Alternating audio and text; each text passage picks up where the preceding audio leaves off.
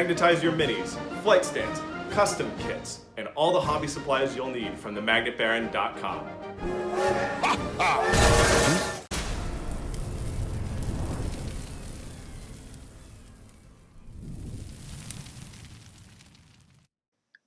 Hello and welcome to the YouTube channel for Craftworld I'm Brent, and in this video I'm going to be talking about Craftworld Eldar combat patrols, that is how to write and play lists at the 500 point level.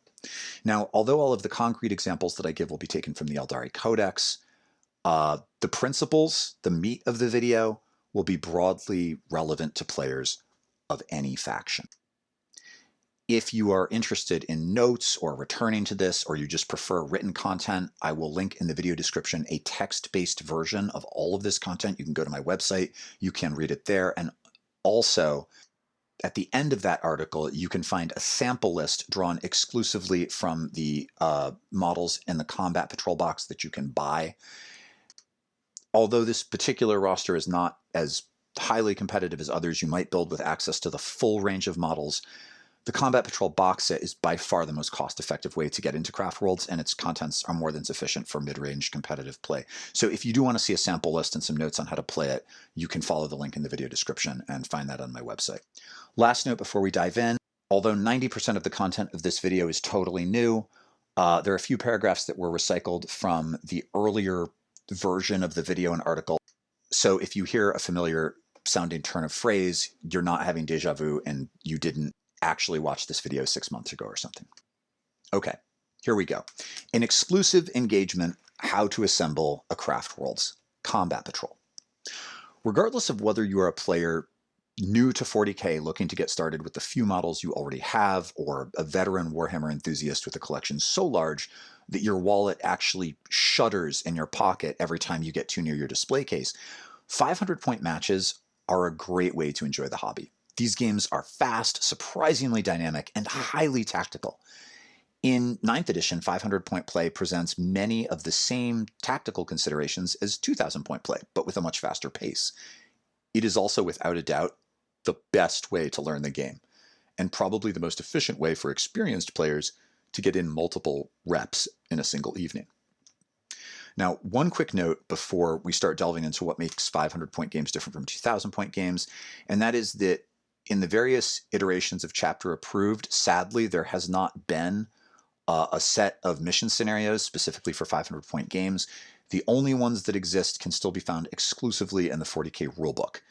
I mean, you could use the 1000 point missions from Chapter Approved. They're a little tricky with the number of models that you had, but there's nothing to stop you from using the most up-to-date secondary objectives from those books. I would suggest using the secondary objectives from the latest Chapter Approved, but the missions from the core book with the old CP roles that are in those missions. Play how you want, but that's what I suggest. Okay, what makes 500 point games different from 2000 point games? The big difference between 500 point games and larger games is that in small point matches, almost every decision that you make is totally critical, or to put it another way, mistakes are catastrophic. For example, in one 500 point game that I played early in 9th ed, I moved a unit of Shining Spears a little too aggressively on the first turn so that I could both score 5 more primary points and score a secondary objective.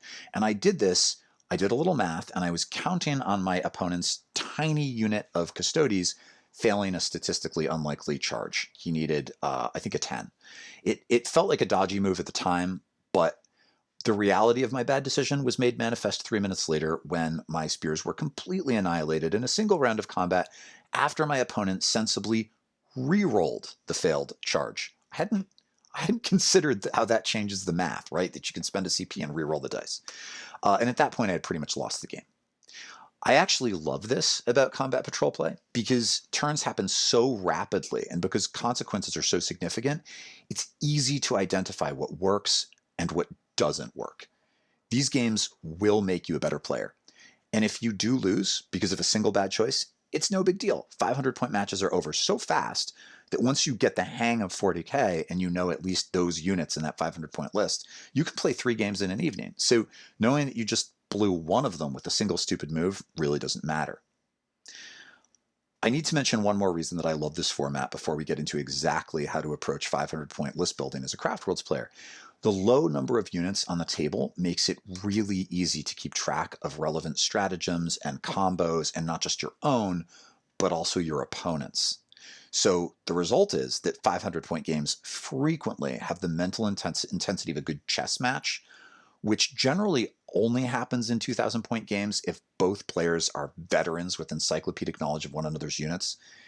And this makes 500-point games ideal for new players who want to master particular combos and tactics without having to keep track of 12 different unit profiles and 15 relevant stratagems, while not forgetting to roll their feel no pain saves or whatever, and also losing over and over again simply because your opponent can continuously gotcha you with powerful strats or unit abilities is way less likely to happen in 500-point games, where you can quickly learn what every one of your opponent's units can do and what stratagems are most likely to appear. I played a game about a month ago in which my opponent got first turn and moved some like Tau Commander battle suit into my deployment zone on turn 1 and took out a unit of Banshees, and she'll never do that to me again. I did actually win that game, but ouch, right?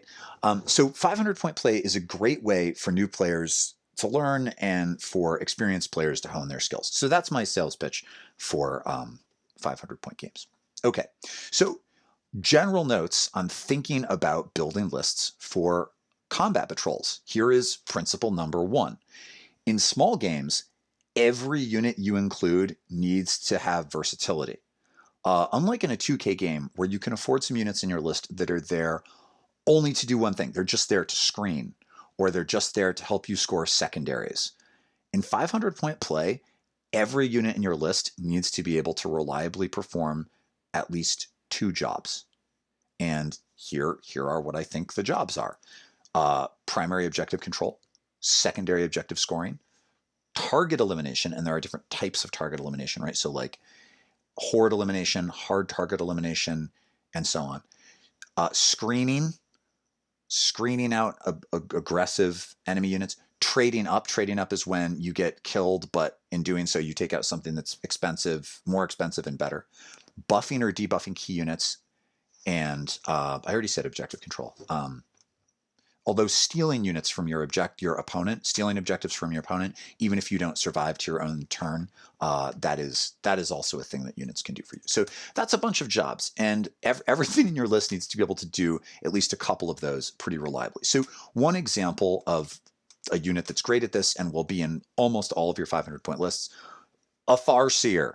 Farseers are so good because of the versatility of psychic power. So for example, a Farseer with Fortune and Executioner in an Ulthwé or Children of Prophecy list is a great example of versatility, because you can have them move to the center of the board, they're best on a jet bike, to score you Warp Ritual, and then drop a CP on casting 1 power, or maybe they're doing Psychic Interrogation, and you use the stratagem Unparalleled Mastery to, say, buff something with Fortune. That's one thing that they can do. It's actually 2 things if you consider Fortune.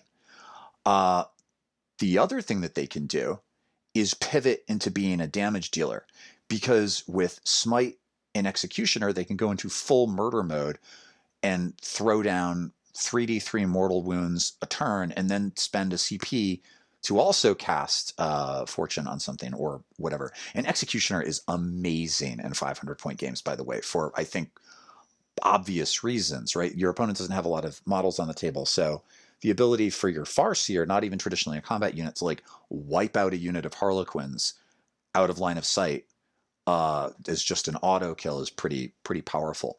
Dire Avengers are another good pick for the simple reason that they can perform actions on the same turn that they lay down a withering hail of shuriken murder, and so on. So versatility is big.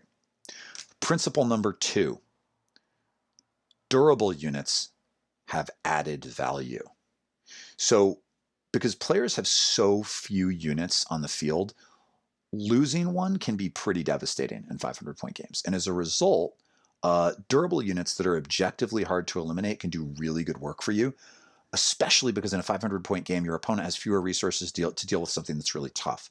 So it's not like, in a 2,000-point game, your opponent can just decide, I am going to kill the Avatar. And if they shoot it with everything, it's probably going to die. They usually might not even need everything, but there's enough firepower on the list.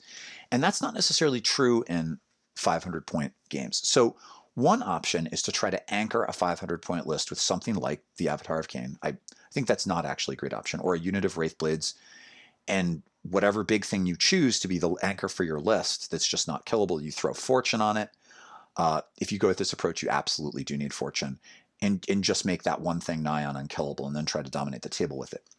Although this is a solid approach in lots of matchups, once you add in the cost of the Farseer that you need to put Fortune on it, and a unit of Rangers to fill out the patrol detachment, there really aren't many points left to spend on anything else, which can make scoring secondaries pretty tough. So if you do want a durable power unit to dominate the table, I think in 500-point games, you're much better off with a Phoenix Lord, and all of them. In 500-point play, all of them are viable. One of the reasons that a bunch of the Phoenix Lords don't perform well in 2,000-point play is that the table is bigger, but it's not really a problem that Asserman is slow on such a small board. I still think Baharath is probably the best, and in 500-point games, after Asserman, I think weirdly Jane Zar is a not so distant third, but they're all usable. They're all usable, and they can be really hard for an opponent to deal with. So that's one way to think about durability, right? Is just a unit that is objectively hard to kill. The other way to think about durability, and I think maybe the more productive way to think about durability, is durability relative to unit cost. So arguably, the two most efficient units in the Codex in this regard are Vipers and Warwalkers.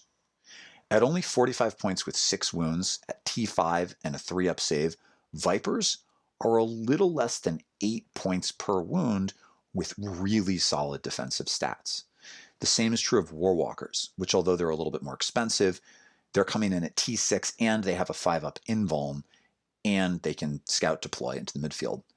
And if you consider that with the stratagem lightning fast reactions, either of those units can be made -1 to hit, well, for 210 points, you can have 2 Vipers and 2 Warwalkers.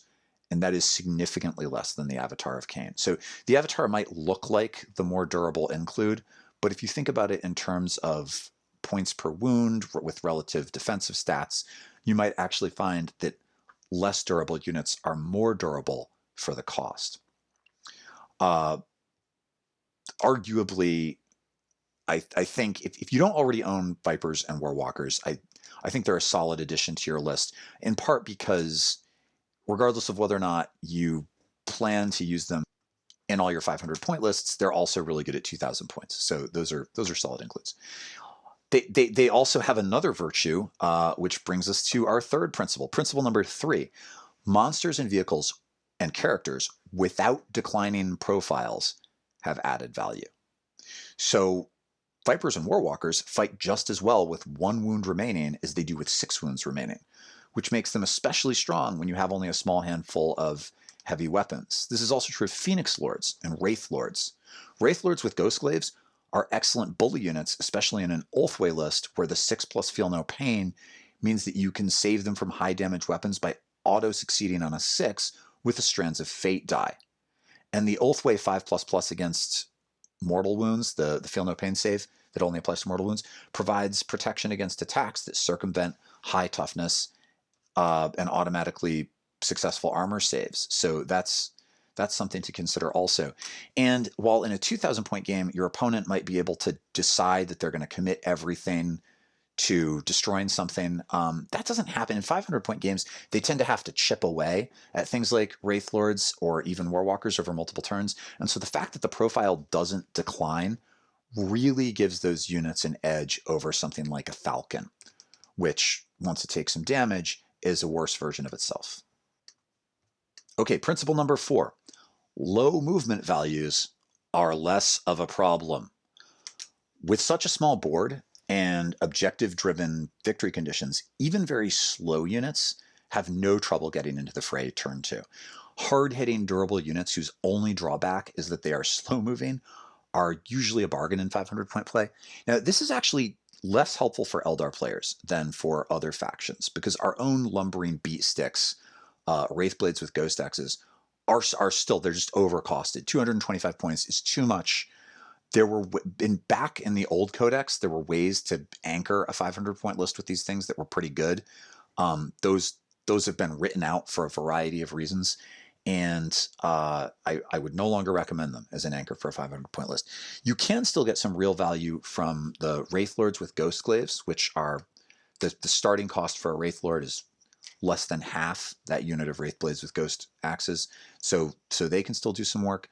But I think the bigger consideration is that factions with lots of units like that, like Custodes, right? The big problem with Custodes is they're slow, can be monstrous to play against in small games because you can't just run away from them necessarily in the same way that you could in a larger game. So in addition to considering whether you can get added value out of something like a Wraithlord, the bigger consideration for Eldar players is, what do I do about units that I would usually just run away from? Have I thought about, in the process of list construction, what I'm going to do if I come up against that kind of opponent?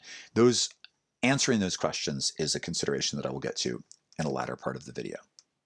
Okay, principle number 5, the fifth way in which 500-point games differ from 2,000-point games. And this, I think, is the biggest one.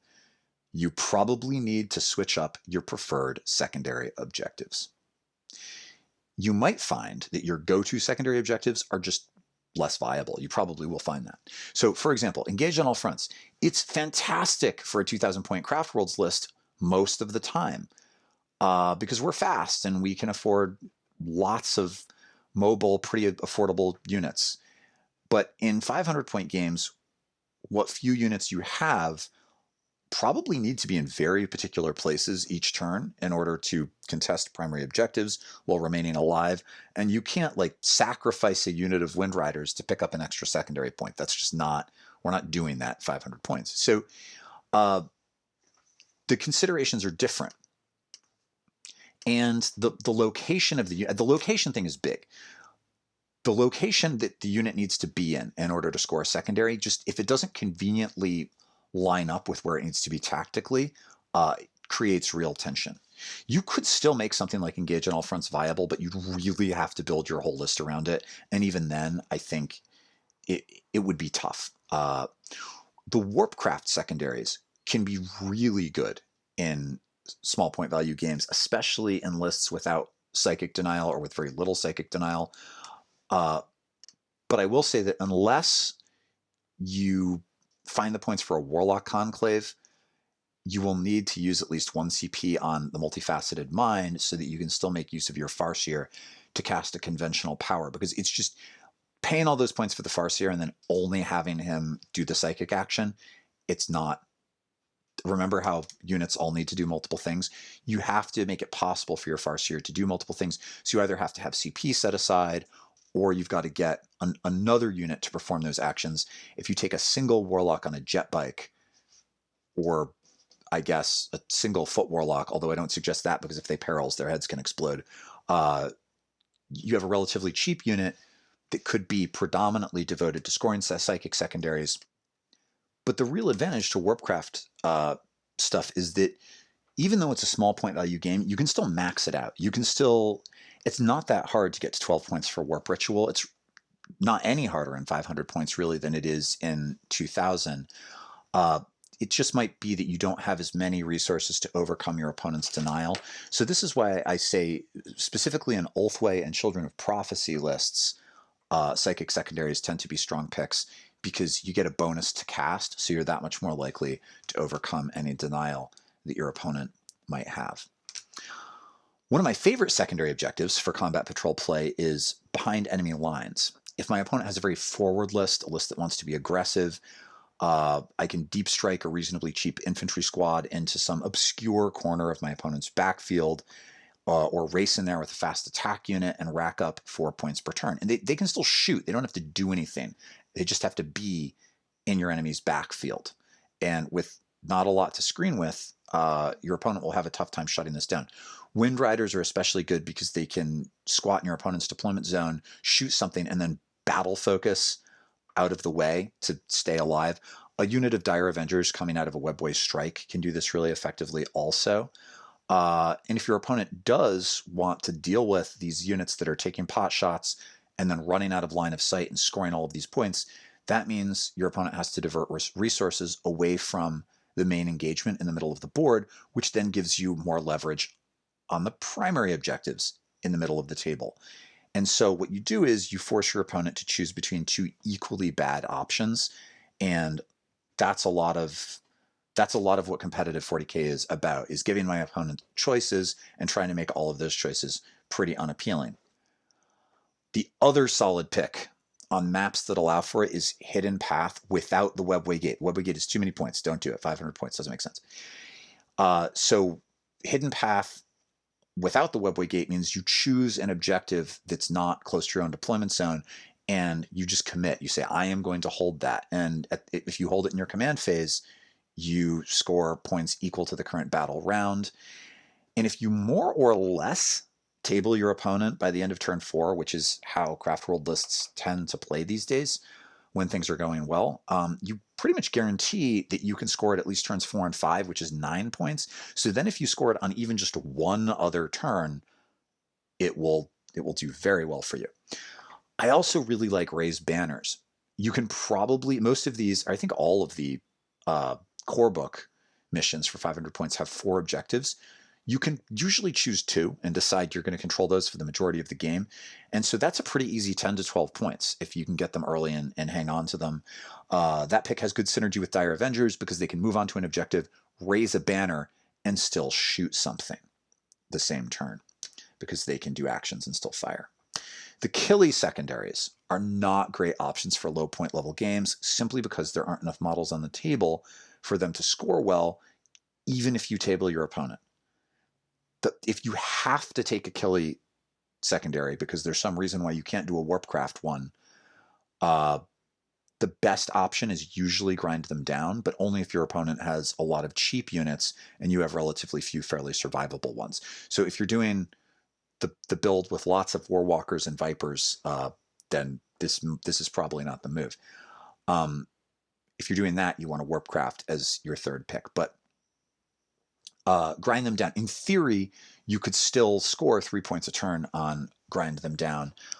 In practice, you're probably not likely to do better than 9 with it, but nine's not terrible as your tertiary option. Okay, let's talk how to build a Craftworlds list specifically. Building an effective 500-point list is really a lot like building an effective 2K list. It's a matter of thinking about what obstacles you're likely to encounter and making sure that you have ways to overcome those obstacles. And with so few points at your disposal, every unit needs to offer an effective answer to probably more than one of these. So I have some questions that I use, a list of questions, when I am building and auditing my own lists. You could start with nothing in your list and run through these questions and add and subtract units as you answer them. Or you could start by building a list around a theme and then audit the list using the questions that I am about to run you through. Here we go. Question number 1. How will my army play the primary objective game? There are a lot of 50% of the possible points are tied up in the primary objective game. So presuming that you select a combat patrol mission from the core rulebook rather than trying to shoehorn in a mission from chapter approved designed for 1K games, all of the missions feature 4 objectives that are scored during your command phase starting on turn 2. You get 5 points for controlling 1, 5 points for controlling 2, and 5 points for controlling more than your opponent. So maximum of 15 per turn. And in any sort of a 2-player game, mathematically, if you can prevent your opponent from scoring, that's as good as scoring yourself. So that's another thing to consider. Practically, this means that if you can control at least 2 objectives on turns 2 and 3 while knocking your opponent off of at least 1, you will win the game except in the most bizarre circumstances, because that means you're killing one of your opponent's units, at least one of your opponents on turn 2, and killing at least one of your opponents on turn 3. And if you do that while maintaining control of 2 objectives, you're probably not getting tabled in turns 4 and 5. So if you can do that, you've won. That's one sort of simple way to think about all of this. But you don't necessarily achieve that outcome in the most obvious way, which would be to cluster all of your units on 2 objectives and have all of them shoot an enemy on the 3rd. That will sometimes work, but against more sophisticated opponents, often it won't.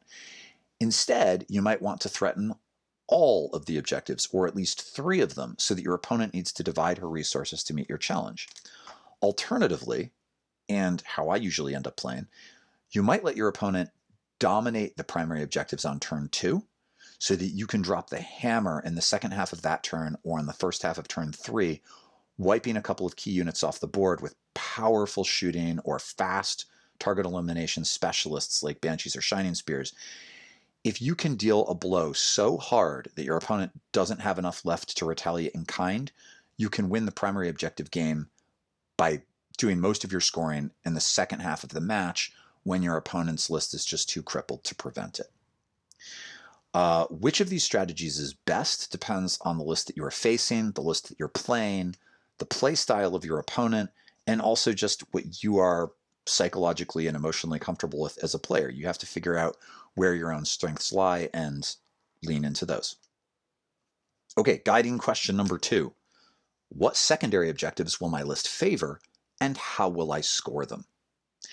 The single biggest common mistake that I see new players make, or players returning to 40k from earlier editions, is not considering secondary objectives when they build their lists.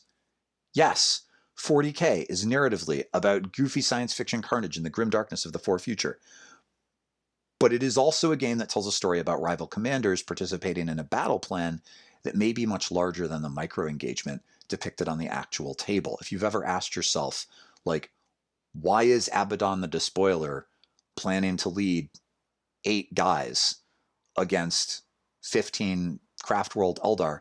Well, I always assume that the answer is this is actually the nexus of some much larger battle, or one of 100 such engagements that are happening across a continent at the same moment, and it just tactically turns on this one for interesting. It doesn't matter how you narratively justify it to yourself, but the fact of the matter is that it's also a game about tactical combat, and the abstract narrative complexity of that is accounted for with victory points. This is why it's not just a game about killing your opponent, is because we're imagining that the forces on the table are actually trying to achieve something in the context of a larger engagement. That's why psychic interrogation is the thing. Like, the thing that you're trying to learn is obviously not relevant to your 500-point matchup. It would be relevant to some larger battle that's going on, or larger campaign. So it totally makes sense, both from a narrative perspective and from a competitive perspective, to prioritize thinking about secondary points. You win the game by scoring points. So when you build a list for competitive play, you should start by considering exactly how you are going to do that. I already mentioned earlier some of my own favorite secondary objectives, so I won't do so again here. Just be sure that you have a plan for how you can reliably get to at least 30 points for secondaries. I recently had an email from somebody who was identifying a couple of secondaries as good in 500-point games on the grounds that you can definitely get 4 to 6 points on them. Yeah, scores might be a little bit lower in 500-point games. I often find they're not, but that's not enough. That's not enough. Okay, next big guiding question. How will my objective holders deal with potent melee threats? So it's one thing to move a unit onto an objective and be able to shrug off some light to moderate shooting, but melee is brutal right now in 40k. The board is so small that in 500-point games, melee units, even slow melee units, have no trouble reaching combat on turn 2. And so this means that if your opponent has claws and teeth and swords at her disposal, your forwardmost objective holders are going to be tangling with them inevitably on probably turn 2. And again, because melee units fight on both players' turns, the damage output is significantly higher than that of shooting units once they're engaged. Also, the AP on melee weapons is often better. Think about like Banshees. None of our infantry is equipped with mass shooting with -4 AP, but 10 Banshees can put out 22 attacks with -3 and -4 AP. So melee is just brutal, and it can be difficult to hold on to an objective in the face of a really potent melee threat? What are you going to do about 10 Gene Stealers or about some Terminators with axes the size of a Volkswagen Beetle bearing down on you? Now, the most obvious solution seems like a robust melee unit of your own that can take a punch and then hit back, like a Wraithlord with a Ghost Glaive and Fortune and at least one Strands of Fate die set aside for an armor save. This approach can work well, but it's also hugely dependent on the fickle favors of the dice. It was way better. This one was way better when we had the old codex, and you could give something a 3-up invuln with Protect and make it -1 to hit, and that's not the reality that we live in anymore. Another option, and I think a better one, and a much more sophisticated and somewhat difficult one tactically, is to use a pawn unit to force your opponent into a bad trade. If your opponent has really powerful, scary melee units, ideally you want to deal with those by forcing a bad trade. So a pawn is a disposable unit primarily employed for board control and favorable trading. I typically think of pawn units as anything that can do that and costs notably less than 100 points. So my typical picks for pawns are Vipers at 45 points, Warwalkers at 65 points, and Rangers at 65 points, each of which can grab a midfield objective to draw out an opponent's target elimination units. And even something as inane as a single Warwalker can actually be pretty robust if you make it -1 to hit with lightning fast reactions and keep a Strands of Fate die in the hopper to auto-succeed on an armor save against something really hard-hitting like a las cannon. Against a 500-point list that relies on 1 or 2 very powerful close combat threats, your opponent will then... So the premise here is that your opponent won't have enough shooting in a list like that to be able to shoot down the Warwalker that I just described with those defensive bonuses. So your opponent has to choose between just letting you have the objective and scoring it, or punching out the Warwalker with an expensive melee unit that is then subject to a powerful counterattack by the rest of your army. At this point, your opponent, once you've done that, may just not have anything that can reliably eliminate whatever retakes the objective next turn. Another equally effective option might be a unit of Rangers with a Shard Net using advanced positions to deploy behind an obscuring terrain piece while screening your midfield. So what your Rangers do is they halt the enemy melee advance, giving you a turn to blast the interlopers or counterpunch them with a melee heavy hitter of your own, like Banshees or Shining Spears. Warp Spiders also make good screening units because of their ability to run away 6 inches after an enemy declares a charge.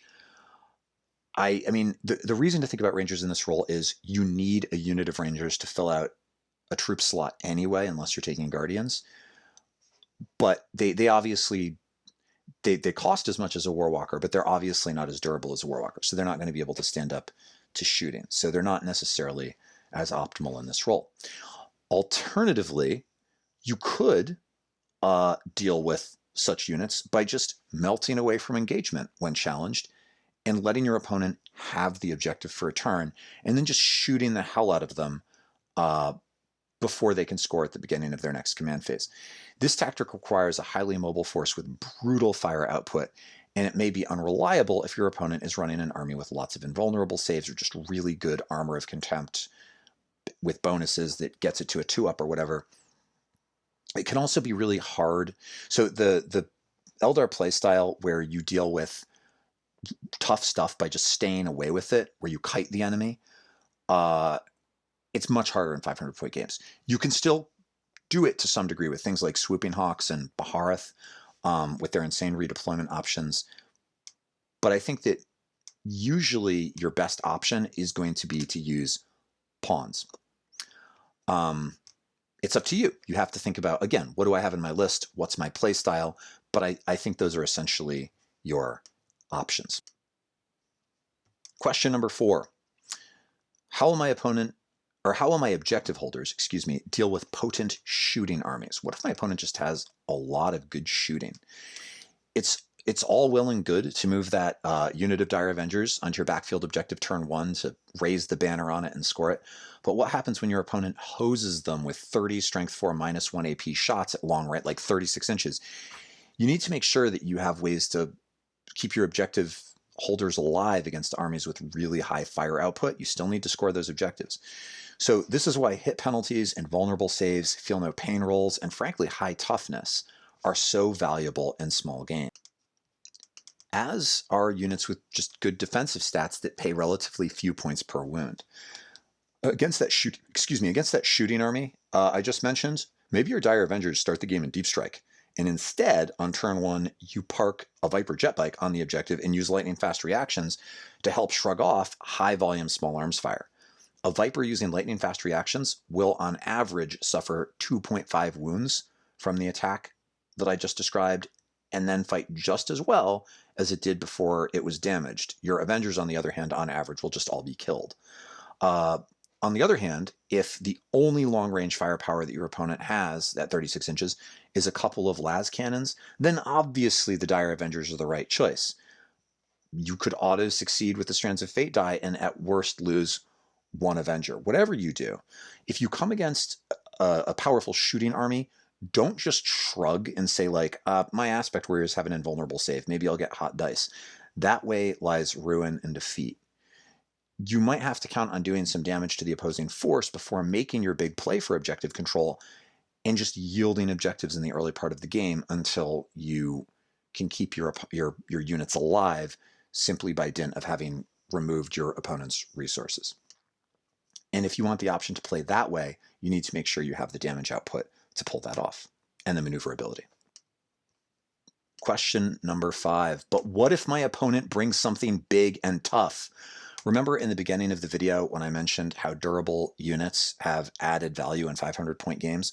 Well, yeah, it's really hard for your opponent to deal with something like the Avatar of Cain, but it's equally really hard for you to deal with something like a couple of Carnifexes with the spores that give them essentially a 1-up armor save. So they have light cover everywhere, so they've got effectively a 1-up.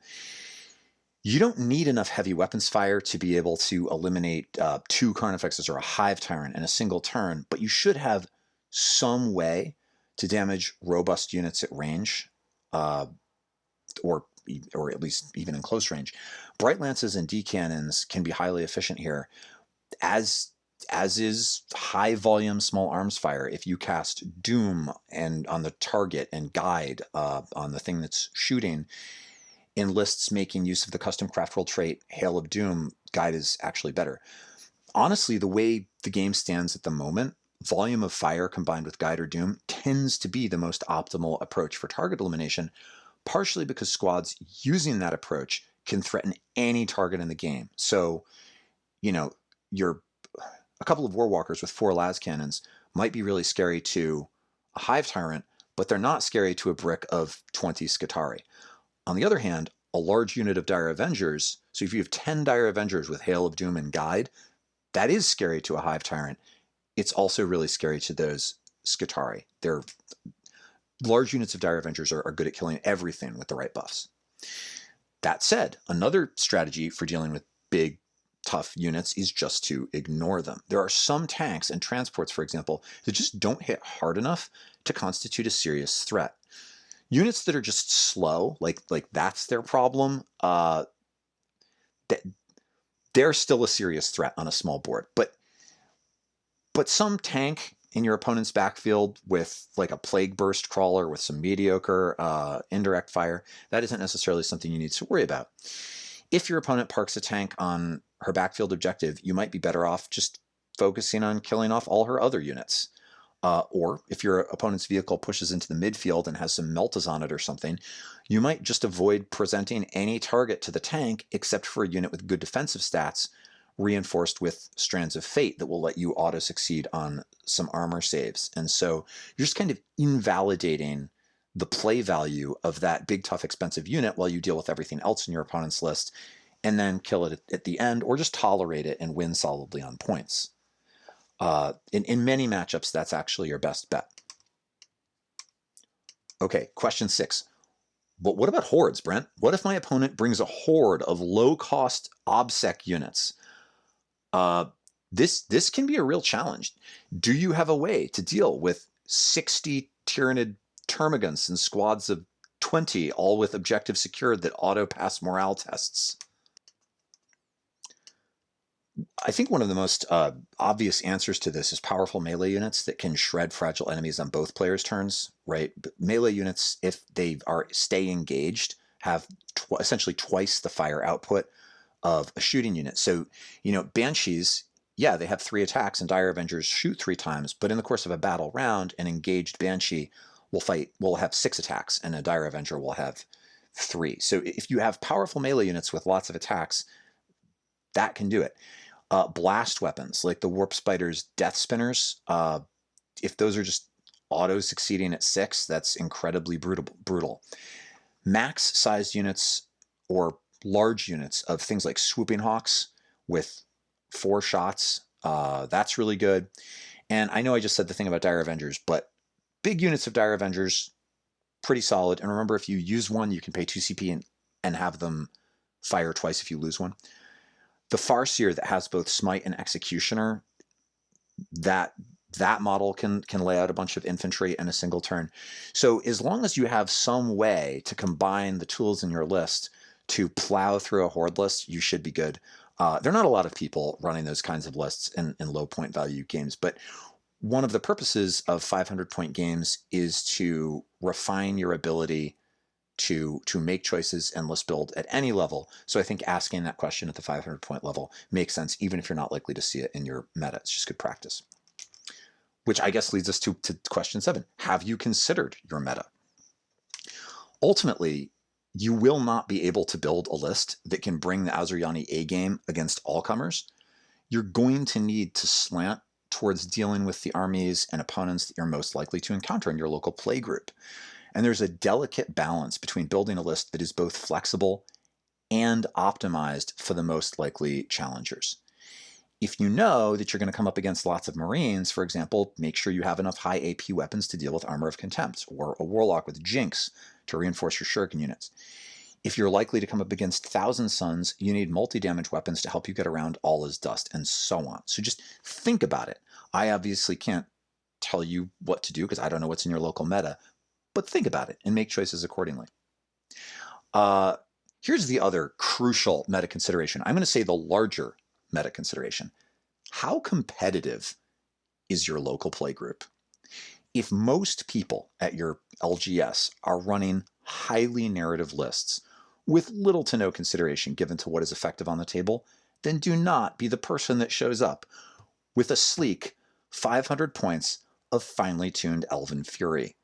Tabling your opponent on turn 2 in that circumstance is not a big achievement. If they were just running at you with Tyranid Warriors because they think bugs are neat, then wrecking that guy is a little bit like showing up to a youth dodgeball league at the local gym and tallying how many headshots you can get.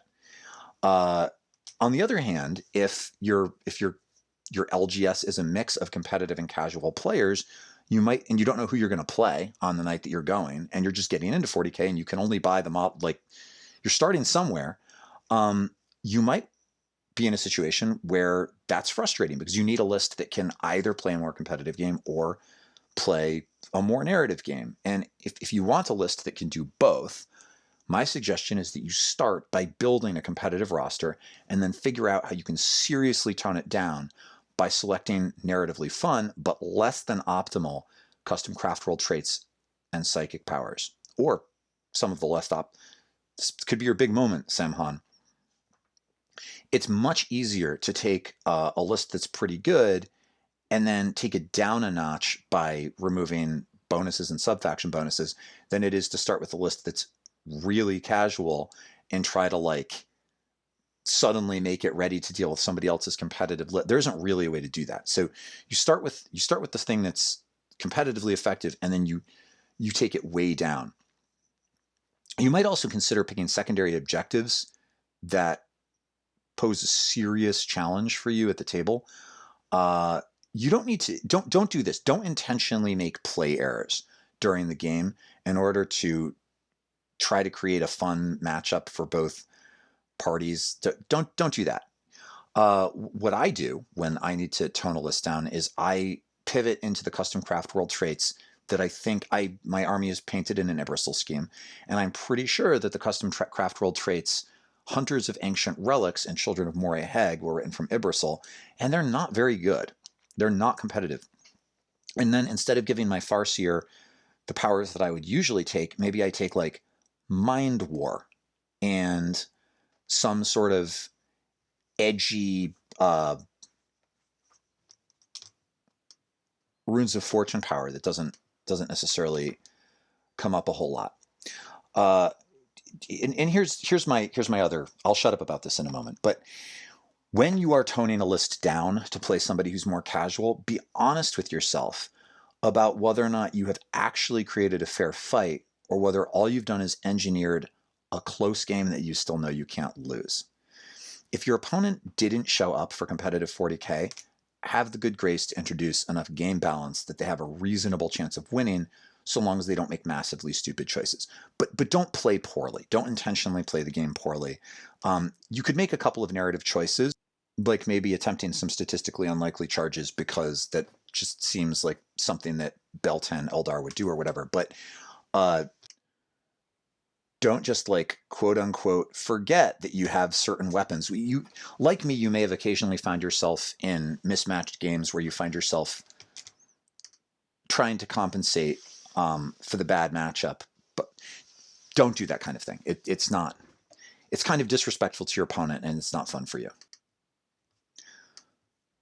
Okay, so there it is. If you want to see a sample of a list built with reference to these principles, head over to the website linked in the video description, scroll to the end of the article, and you'll see the list based on the contents of the combat patrol box, and then an FAQ about how to play it.